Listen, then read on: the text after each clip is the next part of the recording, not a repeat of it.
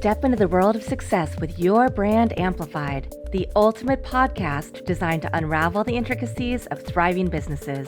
I'm your host, Annika Jackson, and I'm on a mission to uncover the stories, strategies, and secrets that have propelled entrepreneurs and business leaders to success.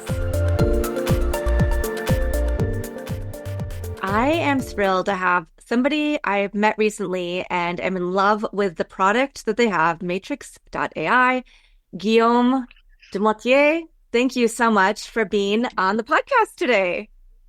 Thank you so much, Annika, for having me. Yeah, you have such a fascinating background. I almost feel like this just needs to be partly a repeat of the first time we met and hearing all of the things that you've done, because you've had such a big career in marketing, branding, strategy, creative, and you've packaged it so beautifully for people to be able to utilize your new tool for these very topics. So we talk about your journey, your time at different big agencies, the work that you've done, and then how you got to today and figuring out how to decipher this world of AI that so many people are still trying to figure out.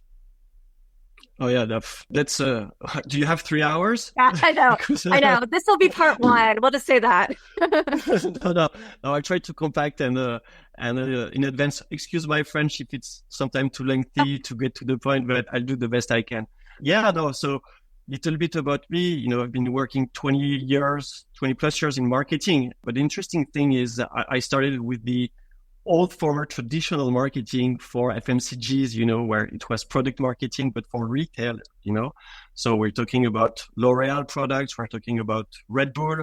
We're talking about Reckitt. So, all-purpose cleaners and whatnot, and many other brands.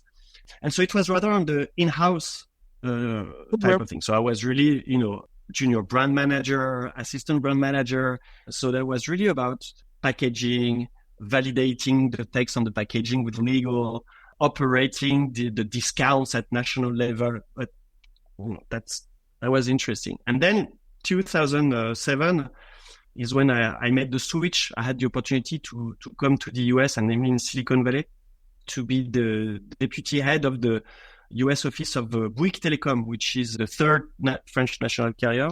Wow. And it was the year when the iPhone launched.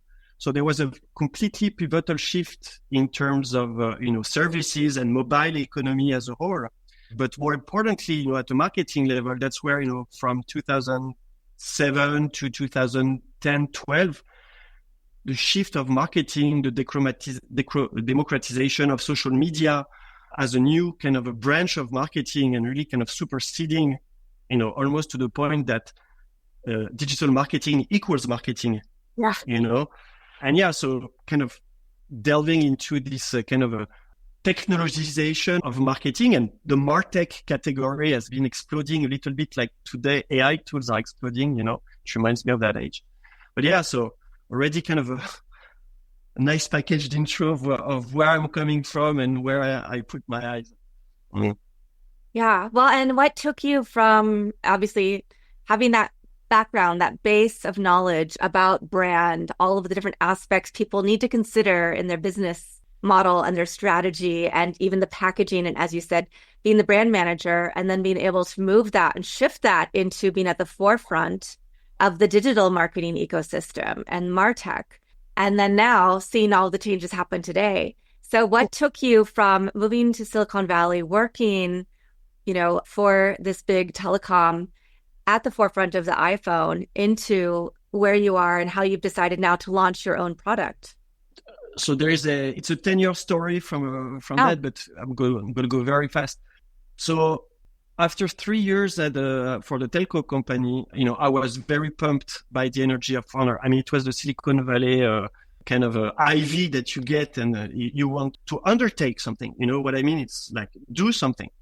And I was on the other side of the fence of, interviewing all those founders. I interviewed Sam Altman when he was CEO at Loop. I was at the early days of Jack Dorsey at Twitter, the same for Facebook. So that was, I was very lucky to be very close to interview those guys, to bridge them with, mobile distribution in Europe. So that was fantastic. But there was this envy of, okay, what if I was on the other side of the fence? Mm-hmm. So I started the first company that failed after 18 months, but that was really It was for brand endorsement. So it was the very early days of influencer marketing. It was, we call them a brand endorsement. So actually, we built the second advertising platform for Twitter at the time where Twitter had no advertising platform. So I would say that it was really learning by doing, like having social media, how brands are manipulating it, are creating a third voice, but failing at it. And or even at the time, remember, it was not a question of how, it was a question of if. When social media was kind of going in, not really into mass market already, but, first movers had to kind of figure out how to utilize it. And so same thing for us. It was not a question of how or when, it was a question of maybe. And it has shifted to a question of, okay, how, right? On top of that, you have been the layer of digital advertising and the technicality of tracking and analytics has elevated the kind of acquisition game to such an extent that, again, we've been all glued as online marketers to, first an alternative to the AdWords, to former search ads, to keyword-based approach, to more social, interest-based type of approach. So the technicality of it was looping back into the fundamentals of brand, which is, okay, what's the persona?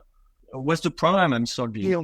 What are the friction? Like kind of going back to the basics of what a brand platform is. So I found it very interesting that you need to have to intersect, the qualitative vision of your brand, of who you're talking to, what you're selling, with the value it adds and how you differentiate it to a market, with the way you're actually measuring it in a data-driven world. And at the end of the day, that's a lot of spreadsheets, a lot of tools, of ad platforms, keyword research tools and whatnot.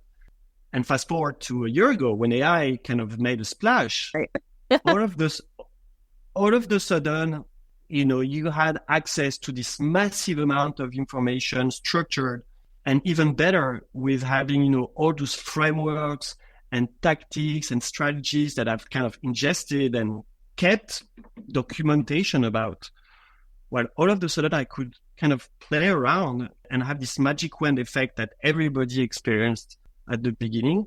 But I quickly realized that, it would be very hard in the years to come for marketing related activities. And we saw that, with kind of copywriting being completely disrupted and kind of helping you segue into this is I challenged myself with trying to replace every single task that I was doing from a brand platform work perspective or campaign related work, research, insight, copywriting, and slice and dice it in such a way that I just could have a pick and choose menu that I would just have to have a push button and with my prompts behind them so that I can kind of make the flywheel go even faster. Mm-hmm. Yeah. And I think there's so many things with AI that there are first people who are maybe not as digitally savvy in the first place, so they don't understand how to use it. There are people who are afraid their jobs will be disrupted, right? Because now there are so many AI tools that can do a lot of what they did in the past. But we also see this shift where yes, you might specialize in one aspect of marketing or branding or advertising, creation, brand strategy, but it all has to come together now because the tools are there and it's moving so fast.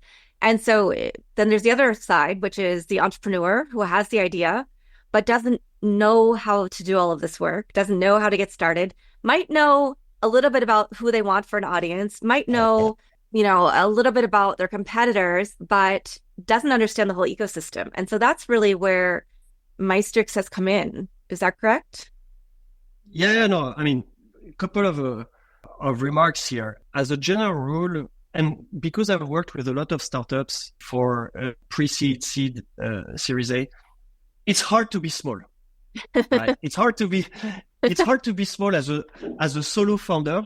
Yeah. Right. When you are a builder and you have all those many hats that you need to bear at the same time, and also there's some sort of a marketing bias that everybody shares. And I'm sure you notice that as well. Is people think they know marketing because they've seen ads. Right. But the reality is very few understand the intricate balance of, insight research, creativity, and psychology that drives successful campaigns.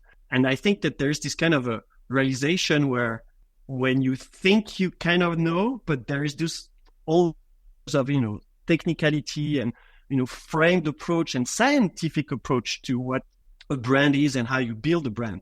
Then whether the market receives it and, praises it, that's another story.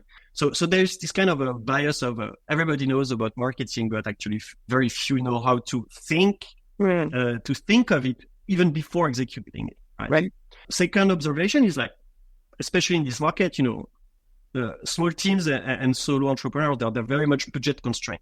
Yes. And they often, and granted, they have like the minimum resource and knowledge of going after free YouTube videos to educate themselves. They oftentimes juggle with multiple point marketing solutions and knowledge solutions, right? And they end up being a little bit costly or complex or time consuming. So at the end of the day, it's an intent, but that often kind of deflates very quickly over time, especially when you're very small teams. Yeah. So the idea of Maestrix is kind of have a very much packaged approach, all-in-one integrated solution that really simplifies the access to marketing knowledge, but also that accelerates the marketing output. And really, to simplify it most, it was give me your product, push the button of the task that you need to realize, and get a first output that you're going to be able to work with that's going to advance you 80% of the task. The 20% remaining being on you, obviously. Otherwise, we can just kind of sign off and go back to bed. Yeah. So how did you know which tools to put together to integrate into creating this all-in-one platform? So again, that's a shorter journey, but that's still a 1-year journey. So last year, it started 18 months ago, when I got access to GPT-3, even before the 3.5 and 4. So that's where I kind of started to realize, okay, I need to educate myself on prompt engineering. So I formulated my own prompt engineering framework that tend to deliver very high quality outputs. And so if we want to go a little one layer deeper, I'm all for zero shot prompting. So meaning I maximize the ask in the prompt because I don't like chaining it. It's a waste of time. I mean, it's not a waste of time. Different approach. But my goal was to maximize the density, the precision, and the quality of the output in one shot. And so in the AI world, it's called zero shot because you're just, giving it without any context. And so then after those prompts, I was like, okay, fast forward to last fall, custom GPTs have been a thing. So they've been released. So I've been able to have those vehicles and create a proof of concept of what would be an agent workflow of those prompts. Yeah. Were pretty good, but still very limited distribution because it was reserved. At the time, it was only for the GPT Plus subscribers. They ended up opening it to everybody now. But still, it was the GPT store then was the kind of the counterpart that was very excited for, which would close the loop of distributing kind of those AI-powered agents. That was basically where I would go. And in January, there was this big letdown of the GPT store that was nothing exciting or that had not changed, that didn't productify it as the hopes would have been, say. So I said, okay, I'm done. I want to stop copy and pasting or using my GPTs and go there. And new models were coming up. So it was like, okay, I need to kind of see other models and see how they're doing as well. So I say, you know what, I'm going to teach myself no code, specifically, API connections and how to retrieve data from from APIs. And I built everything on a no-code platform, namely Bubble. And it took me 6 weeks to get a very poorly designed V0, but that had kind of all the tasks I wanted to execute against, or that had packaged in, at least I say, okay, those are the 12 main core tasks that you want to do, and then iterating ever since. Yeah. So I've tested it out. I've shown some of my students at university because I teach digital media, and I love what your tool can do to really help a brand understand more quickly what their landscape is. But will you walk us through what it is in Maestrix? So how do you start in the system, and what kind of things and observations and output will a brand receive? Okay. Very good question. Thank you. First, hopefully, well, you should relog in because I pushed a V2.1 recently. It's a delight. It has nothing to do with the indie tool feel that it has. Still doing the same quality of output, but really elevated its one. So I've kind of sliced and diced those tasks into 4 buckets of tasks. And the reason being, first, I observed that marketing strategy was often very much forgotten in every coverage of prompt, or it's very much copywriting or end product oriented or frontline marketing oriented, if you will. And I wanted to give strategy its kind of a pedestal and more importantly as a foundation, rather than making it only about strategy. So you have 5 tasks in the strategy bucket, and the first one, it starts. So what you need to understand in Maestrix is you only need one URL or a text, and then it's going to lock your product seed forever. I mean, forever for all the tasks that are suggested to or made available in Maestrix. Nice. If you want to switch product, you can create a new product. If you want to zoom in on a feature, you can add a new text and have that the same kind of a vertical work on this. But the first block is about strategy. So first I have for you insights. So insights, it's your first blueprint overview of, what's your target audience, giving you, 2 avatars. What are their bad habits in connection to what your product does? A glimpse on the customer journey, on their obstacles and misconception from the point of view of the user. Some market insight, pain points, and goals. I mean, I would say the classic brand opportunity or product opportunity overview. Then the second is about positioning. So positioning is going to be more about market definition, competitors, legacy competitors, new competitors, then framing them into a table where describing how they address the market or what's the downside of their approach and how the product that we locked in at the beginning is doing better on that angle, and slice and dice against all the different variation of what the product offering can be. Of course, key differentiators and enable value and proof. So that's positioning. Then after positioning, you go into the sales map, which is my name of saying customer journey, right? But yeah, I needed to, that was an interesting fit to find a taxonomy that was kind of echoing everyday users. It's like, okay, what is the buyer's journey? What is that? No, sales map. Okay, pretty clear. So sales map is going to expand against, customer journey of, awareness, problem recognition, information search, evaluation of alternatives. All of the things, the context of the prospect, the perceived strengths of the product at that stage, the perceived weaknesses, and the marketing preparation in connection with that stage specifically. We're not talking about content, but just having kind of, yes, this is what's happening at this stage, and this is what they have in mind right now. Then after we go into the buyer's research, where that becomes more qualitative and more in the shoes of your ideal customer, where I create synthetic personas that state their own problems in their words with the friction that they encounter. And here it's interesting because, see, we have done 3 previous steps. So we got a kind of a blueprint canvas, we got positioning, we got a customer journey. So now, as I go with those tests in Maestrix, I create better context. So the more I drill down into my task, the better context I keep.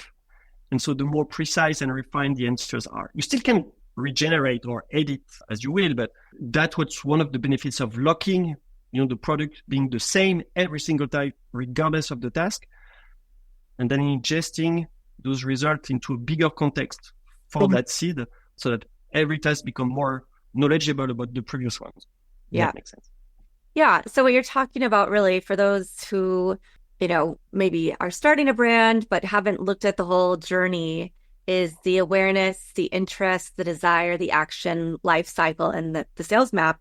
So starting with positioning and knowing your competitors, knowing what your ideal customer is thinking about or saying that are their pain points that you can solve. And then how do you get their attention? And so that is really what I loved, is seeing the robustness of your platform and understanding that it's going to give me all of this information about my competitive set that I might not, some of them I might not have even considered, right? And then even down to what are good messages to share to social media in your advertising platforms when you're starting to launch and then to get to the next stage in the sales map. So you really created this whole funnel system that a lot of people spend a lot of time trying to figure out and don't always get right. So I want to hear like why AI is better at doing this. And, have you had some brands go through it and see that they're getting better results because they've gone through your ecosystem rather than trying to do the research on their own? Yeah. Another great question. Thank you. The first big disclaimer is that AI is not better. AI makes you go faster. And again, let's go back for a second on how AI works, especially the APIs.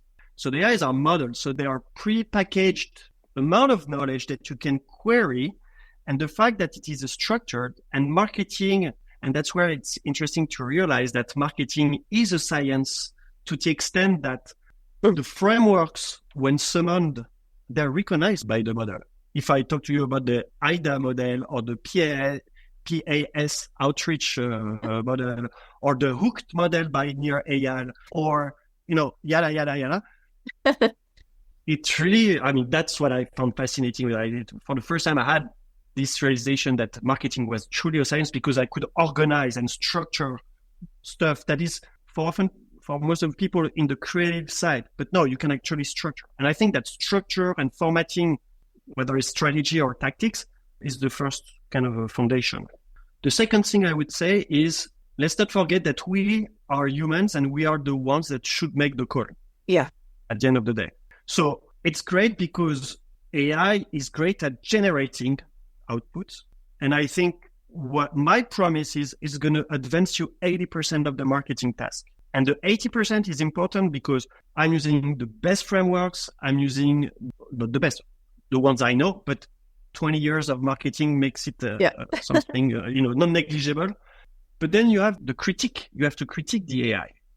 It's great because the density, and I oftentimes see, that people, when they get the first output, they say, wow, I'm done here. I say, no, you're just beginning, because it gives you a very much structured approach with some fillers, but by no means it's truth or reality or 100%. Hallucination happen every single day at every other, I don't know the frequency, but so AI is very much of a tool. And it has to stay a tool, but the brain and the appreciation of, and I give you an example. So we talked about strategy, but one of the tasks I really like are the campaigns, because that's where you have my view of marketing that transpires, like what are irreverent statements, or thought-provoking questions, things, messaging that draws a line in the sand that says, I'm here and the other are there. Kind of, instead of, tending to the most generic answer, because at the end of the day, AI is is a probability game of the next best word in probability. So if you extend the reasoning, somebody within the same category using AI, they all will end up, if they don't use the 20% of human, they will all end up with their same messaging. Because the models, but you know what I mean? Yeah. So it's regressive linear. I don't know how you say it in English, but if you take it for granted, and that's kind of the problem we see on LinkedIn right now with the content. I really did not like LinkedIn in my LinkedIn inbox already, but now my LinkedIn feed needs kind of a redo as well, because it's having using AI, yes, but you have to truly remain human at the end of the day. Yeah. And that is the big point, because I think people get hesitant to use AI, or they get really excited and then they use it for everything and forget that AI is not the human brain. Like you said, it doesn't have the creativity, the ideation, the nuance that we have and that we can put into our products. So it's great that it's a tool that will get you so much further, so much faster, and help, because I know as an entrepreneur, it's hard. You're wearing all the hats. You might not be able to hire a team. You don't know how to do, you might be really good at this one aspect, but not at these other things. So you have a roadblock sometimes, right? You put a wall to be able to execute them. So this is helping move everything along faster. And then you can say, oh, yes, but I'm going to tweak this. I'm going to tweak that. Like, for instance, when we went through it, you demoed the product for me for my podcast coaching program, but it doesn't have a website yet. And so when we got it back, we said, oh, yeah, these are not exact matches. So we need to fine tune. And so you do have to have that element of the overseer and making sure that it really is representing in the essence of your brand. But I love the fact that it can be really hard to write things.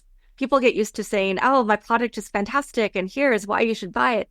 But forgetting that there are a lot of other products in the market and you need to show why you're the best. What is your differentiator? Maybe not the best, but different and to reach your target audience.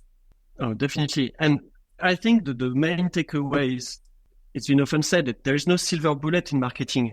And I think that marketing beginners or new founders, they often think like, and they need to simplify, and rationalize their bandwidth. So they make it one big avenue, they make it marketing. And then they slice and dice it into activities like, okay, we need to do emails, we need to do social media, we need to do search ads. And so they have the right ingredients. I mean, everybody in the pantry of your kitchen, we all have the same ingredients. Does it make us like good chefs? Right. I'm not. So what I'm saying, I'm better at marketing. But I think the point is, if you give a framework that is giving you, great pointers, it creates avenues, multiple avenues for you to review, to maybe to spark, some reflection. Sometimes it's very interesting when I do the positioning canvas with some of the project. Just one line of a competitive analysis table sparks an entire conversation because it opened the door that was never considered, and kind of you have the sales team that's pitching and say, oh yeah, we got that insight, so we validate that this is we sold or we got a contract based on those elements and attributes. And so I think second answer to your question was brands and products that have used it. And so we have three very strong use cases. One, actually two being SaaS platforms with an AI component. One being very much an IDE, so a development platform for AI with a marketplace of agents and whatnot. Another one being more consumer facing, and a third one being a B2C, a marketplace for flowers, right? Three different companies, brands. So having the positioning was interesting because it had refined, confirmed, debate whatever they were feeling. So that was kind of a internal alignment value. And then things became very interesting when we went into the persona research, where we kind of uncovered, very interesting insights that we say, okay, let's play with that. Yeah. And then trying to differentiate in the messaging, so in the campaigns, and also there's an entire one dedicated to search ads, so really keyword based with high intent keywords. So we kind of combine this on social and search ads. So for demand generation, the first one went from 0 to 10,000 users in 4 months, and we kind of decreased the cost of acquisition by 100%. So the factor of the acquisition cost is we really increased the click-through rate, so the number of clicks per impression, or received per impression, and also the language and the copywriting we had on the pages increased the sign-up rate of that page. Amazing. So everything was really much copywriting based, but serving a landing page that also Maestrix provides, and search ad clusters, and then ad groups and keywords, everything from Maestrix. But also, again, it's not because you have the ingredients that you need to somehow know how to implement that in Google Ads with all ad platforms with their own quirkiness and intricacies and subtle things that make or break your budget, And I think that's kind of the hope for marketers is you need to be very good at, marketers that are 20 plus years experience, they're not going to sell advice and slides anymore. They need to go back into the game, getting their hands dirty with AI. Wow. I think that is the name of the game. There is hope because you still have the craft of publishing, making it nice, making it pretty. And also, I would say the more algorithmic craft, which is, okay, how do I make the digital plumbing correctly? And what are the insight that I get from data and in what context? Yeah. And not the other way around, right? What is not just data solo. I wanted to ask because you've worked for major brands, you've worked for a lot of startups that you mentioned because you're right there at the heart of Silicon Valley, and now you have your own startup. So what was that experience like to actually launch your own company with this versus being involved in these other startups before? Oh, it's horrible because, there's a saying in French that shoesmiths have never had their shoe tied. Mm. It's crazy the amount of creativity and brain juice you can press Mm. for others Mm-hmm. and basically offering opportunities and at bats. Being creative is actually creating as many marketing at bats as you can. Mm-hmm. When it comes to myself, I question everything. Like, is it the right thing? And because I have such limited bandwidth, I kind of I theorize, okay, what is the one best thing that I can do now? And I kind of feel overwhelmed. Mm. And then I will say, okay, you know what? Let me go back to the product for a second. And I think the hardest thing is, and it's been commonly admitted, I'm not a first-time founder, but I feel like I'm a first-time founder because I built 100% my own product. Right, right. So I am very romantic with my product.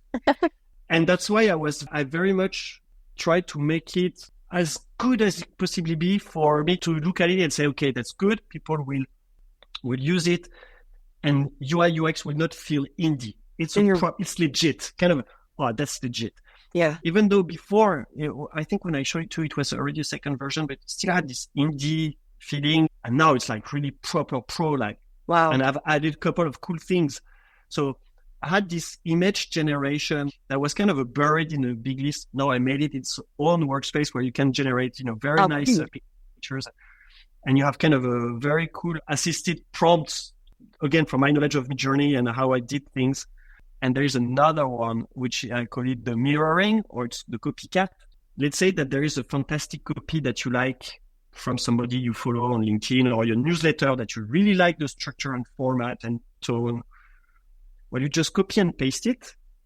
And remember, you have locked your product seed. So now the task is going to exactly, and it's done with Claude. So it has a little bit more of a polished copywriting to it. But you get your copycat for your product. Sometimes it's good, sometimes it's very good, but it's one of those handy ways where you say, it should be easy to ask AI to do so. Here's what I like. Yeah. Oh, you know my product already. Just spit it out and give me some go so I can work with. Yeah.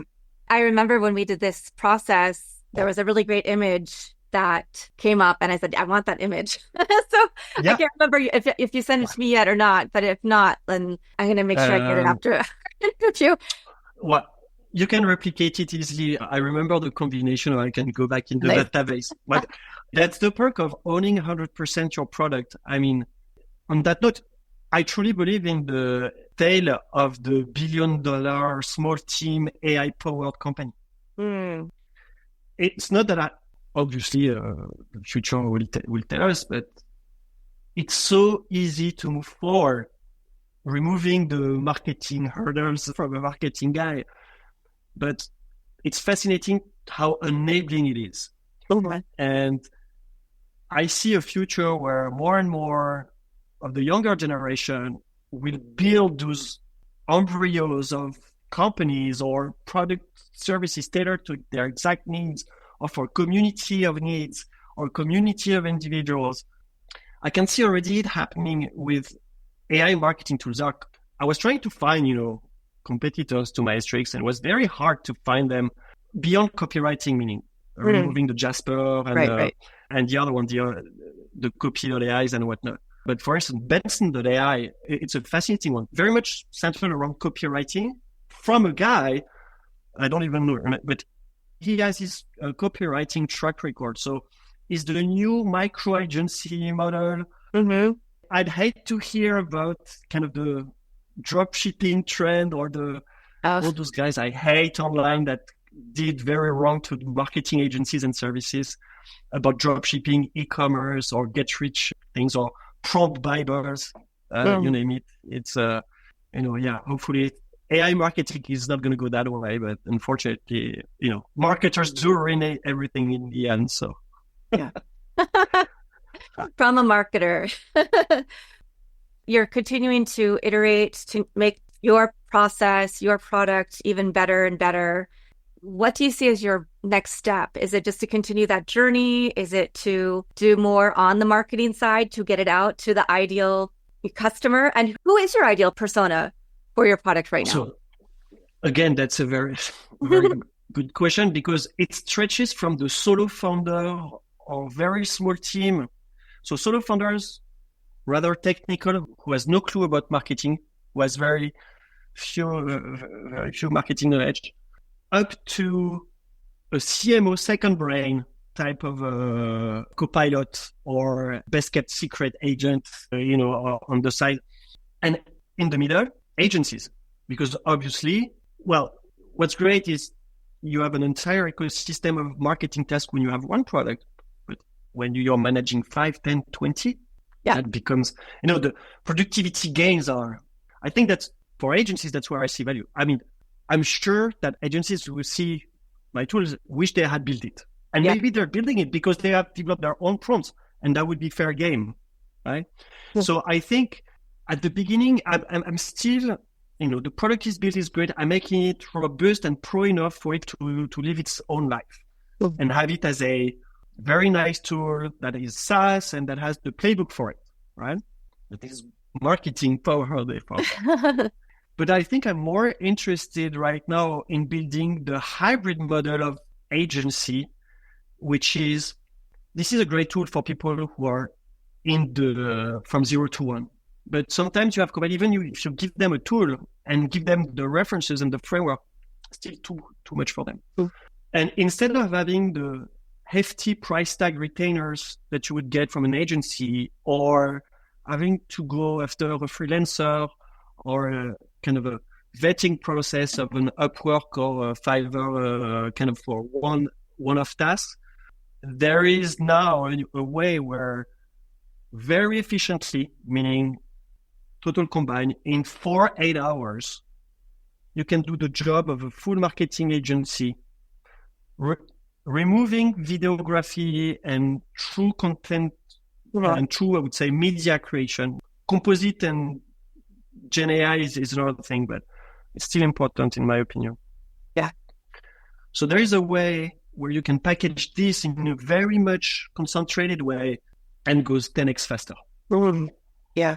So you go 10x faster, you have the quality, and I like to say that I'm one of the very good to do at what I do in my job, per the experience, but also the successes that I've had. So it makes elite marketing expertise available to all, to some extent. I'm not going to reveal you how it's done behind the prompt. Yeah. If you want to reverse engineering it, I have a way to reverse engineering prompts as well. I mean, of course, but that's another angle. But that's here to support, the doers who just want to have like a reference framework and say, okay, I feel safe here. I trust the way it's been thought. And I like the depth and precision of the outputs. So I'm going to work with that. So it helped me create my marketing though. And on the other side, say, okay, hey, same, but different. Same marketing approach of done for you. But now there's a new person in town. And I think that's a debate that's coming up a lot. It's, as an agency, should you be transparent about how you use the AI? Right. Should you be mentioning in your deliverables which pieces are AI generated, which are not? If you go one step before, in the contracts, what do you do whether if you have a client that says, I don't want Gen AI? Right. So the fact that I built my tool first creates an instant differentiating factor. We say, you know what, I own everything. So that's my view. When we work together, we work on a certain view of marketing, which is the growth marketing fit approach. Mhm. which is kind of I didn't touch on that, but that's the name of the framework that I built along those years. That is kind of a systematic approach of marketing, both from a brand perspective to a tactical one. So that at the end of the day, that's what you come. You want a plan, you want an action plan, you want somebody who's good enough and Yeah. has the eyes to tell you this is wrong, this is right, or have a good feeling that we could go here, and here are the different scenarios or at bats that we could create, or experiments that we could sit together in the course of 3 months Yeah. and see what's happening.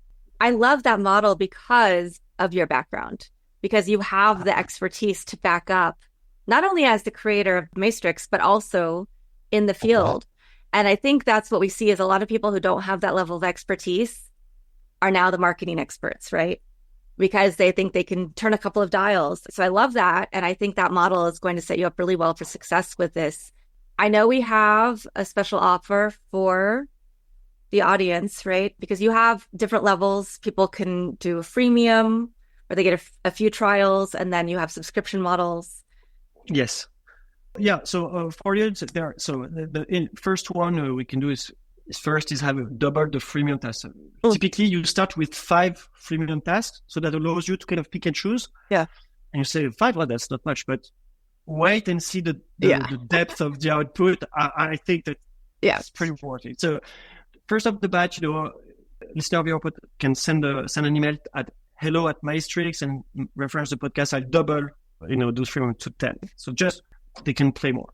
And same, if they want to subscribe, I give them half off on whatever. So you can have 50 credits for $49. So you just say, okay, you know what? I need 50 tasks. So for $49, I'll give you 100. I'll double the number of tasks. Wow. Okay. And typically for the $99 unlimited, well, this one, I cannot really make a price on it because it depends on the usage. And then the cost of ownership on the API side has to be managed, even though it's decreasing. And I think that's a bit better. Also, side note on people who want to dab into building AI products. I think the bet, the same way, back in the days, we were betting on Moore's law to have more and more computing, doubling the computing power on the same surface every 18 months. Well, here, I think it's the cost of token over time. Yeah. So I think it's less about the models or the cost of the token, but it's rather how do you mix those models together? Interesting. Yeah. Well, I already have several websites I'm going to go back in and play with once, because I'm working on my own projects, and then I'm also helping other people build out some projects. So I'm excited to dive in and get a lot of information and help streamline some of those processes for myself and my clients. And I don't usually speak as much of, talking about the promotion, but I have seen what this tool can do. And as I get further into the AI space, this is something I know is going to be highly valuable. So, but Annika, I think, it's the second conversation we're having, and I mean, we've identified really the complementarity of what you do with what I do. And I think, what we could put together, putting 3 dots is really kind of a tool, some sort of a workshop or something where we combine our forces, where you have like the brand platform. I can come in more the tactical aspect where, I would not overlap on you, and have my Maestrix as the common denominator, and have people on board and get this as the perk for them to use for 3-6 months after they get to that. I mean, just throwing it out there, Yeah. So everybody listening, you're hearing it here first. I definitely have other things we're going to talk about as well, because I'm launching the new AI channel on YouTube. So there's, we have a lot of stuff we'll be doing together. So Guillaume, thank you so much for your time and your expertise. I'm so thrilled to have met you and to have you here talking about this. I think this is a really exciting offering. And I always love to end on, do you have a favorite quote, mantra, verse, some words that resonate and help you get through every day? Yes. Marketing success is marketing failure gone wrong. Oh. What it means is you should always prepare for failure as long as you learn something from it. And it's more about, don't overstress about that big campaign, that big product launch, or whatever that big thing is. Make it fail, but make sure that you have other ads lined up. So it's more about create as many opportunities and experiments, because at some point, one will fail to fail. And so that's Yeah. going to be a success. Amazing. Amazing. I love that. Thank you so much for your time today. And to everybody's listening, this will definitely be a part one, and we'll be talking about some other things in the future that we will roll out together. I'm really thrilled about that. And I just thank everybody for watching or listening to this episode. You can go to Maestrix.ai, and we'll have that in the show notes as well to get more information. And you can reach Guillaume at hello@Maestrix.ai to get that special offer, or just ask him more questions about the world of AI, marketing, brand and product development, and really just cut your teeth on it, because this is a must for the future world of work. No, thank you so much, Anika. I think I didn't ask for Christmas that early, but Well, awesome. And I'll be back again in a couple of days with another amazing guest for all of my listeners and viewers. Thanks for listening or watching to this episode of Your Brand Amplified. Don't forget to leave us a rating or review on your favorite podcast listening platform. And if you want to learn more, check us out at yourbandamplified.com.